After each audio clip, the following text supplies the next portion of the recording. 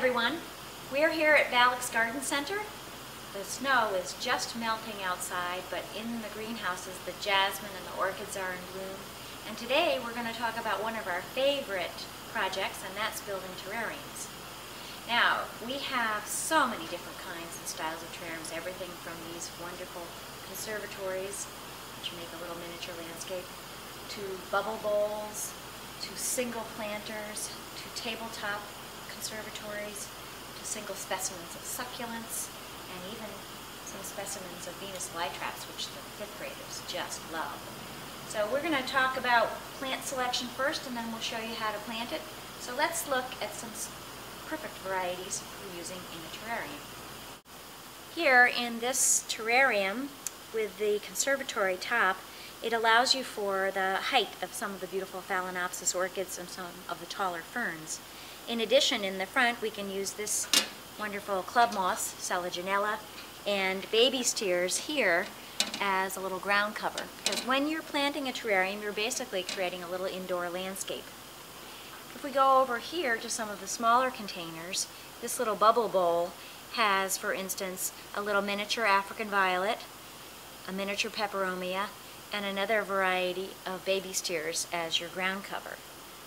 In this single bowl, we have used a Haworthia, which is a succulent variety, which would run much drier than the other varieties, but it can nevertheless show off the intricacies of the leaves of that wonderful plant. Here we have a tabletop conservatory, which has a little miniature Kalanchoe, another little Selaginella, and one of the variegated ficus, creeping ficus. Here in another bubble bowl, which is just actually a used cereal container, actually, has again that variegated ficus, some pink Photonia, which gives you great color, a little miniature Tillandsia, one of the air plants, and a little miniature creeping ficus. Then in this larger container, we have a variegated Aurelia and a golden baby's tears.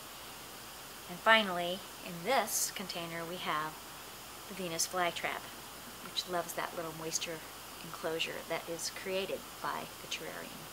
Great for fifth graders. There are literally hundreds of varieties of plants that are suitable for your little indoor terrarium miniature landscape. Ferns and club mosses and little miniature ivies are wonderful choices because they give you that wonderful soft texture. There's also blooming plants like the little miniature African violet, so willing to bloom and loves that extra humidity. There's also ground cover varieties like this little baby's tears or this little rosary vine, or there's a little creeping Charlie here, which is also known as Pilea. Great for giving the ground cover effect that you have in creating your little miniature landscape. The whole family of peperomia, which include the little ripple peperomia, this little green variety. Here's one that is a peperomia. Hard to believe it's the same family, but it has that great texture. There's also this silver with the pink-edged peperomia, all very willing to stay small enough to stay in your little miniature landscape. There are also miniature varieties of begonias. This is a little bronze variety, and here is a variegated speckled variety that will occasionally shoot out a little pink flower. And some of the Pilea varieties that look like, this is called artillery fern. Looks very much like a fern, but actually tolerates drier conditions. But all of these things will do well in your little miniature indoor landscape. So you've selected your plants, now you're ready to plant your terrarium. All terrariums are planted basically in the same manner with 4 layers. You start with a layer of drainage. This happens to be perlite, which is an expanded rock, but you can also use lava rock or any other kind of gravel material, which will allow you to have some air to the roots. After you've had your layer of drainage, start with a layer of soil. And you want to make sure that you have sterile soil. Don't try to use soil from outside because you might be bringing in insect or disease problems with the plant. You want to have your moisture level of your soil just barely damp, almost like cooked devil's food cake. It should be just moist. If you can squeeze it and water drips out, it's too wet. It falls apart like dust, it's too dry, but it should be just that nice, moist, damp level. Next, you put a layer of charcoal. Very thin layer of charcoal will keep the soil sweet. Charcoal has a lot of surface area, so you really don't need a huge layer.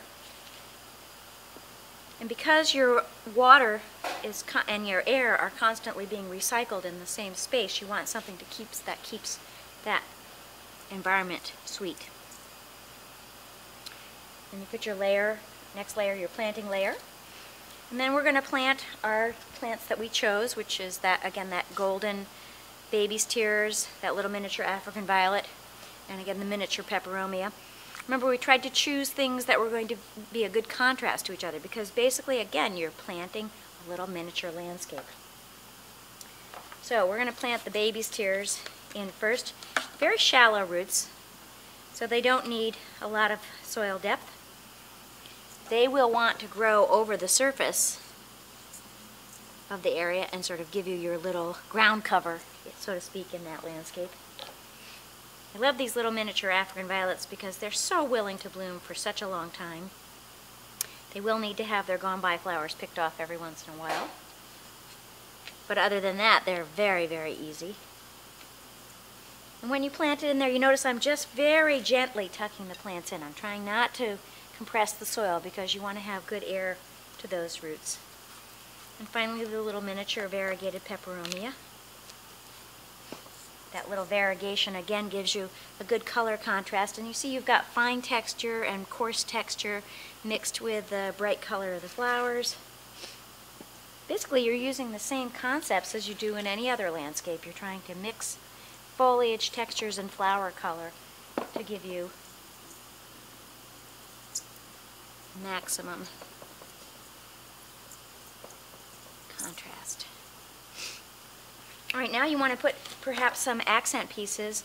You can use lava rock, you can use river stones, you can use moss. I love using a little bit of moss because, especially when you're first planting it, it adds just a little bit more touch of green. And especially in the wintertime, you really need, you crave that wonderful green color. And it looks nice against the golden color and the darker color of the foliage of the African violet. But I also like using some other textures, something that looks like this is a piece of river rock, and in this size container may look like a little boulder that's in the middle of that little miniature landscape that you've created there. And then maybe we'll use a little bit of lava rock on the surface as well, just to give you a little more color contrast. And see, in about 5 minutes you have created a little miniature landscape. Little kids love doing terrariums, by the way, because they are more to their scale. And now we have all these great little accent pieces, like little fairy pieces and gnomes and mushrooms that can set in there as well. Basically, there you have it. You have a little miniature landscape. It's going to need to be, you need to clean the glass a little bit when you settle it down in. And you're going to want to water it with a very small amount, because remember, the humidity is constantly recycled in that space. Even though it's open a bit, you are holding in quite a bit more moisture there. So you want to just give it maybe a couple tablespoons at a time when you water. And it's easier to add water than it is to take water out. So make sure that you just put a tiny amount of water. You can feel the moisture level in there just to check. But know that a lot of that humidity protects those plants, and especially plants like ferns and moss that love humidity, love to be in terrariums. Thanks for watching, and we'll see you again next time at Balleks Garden Center.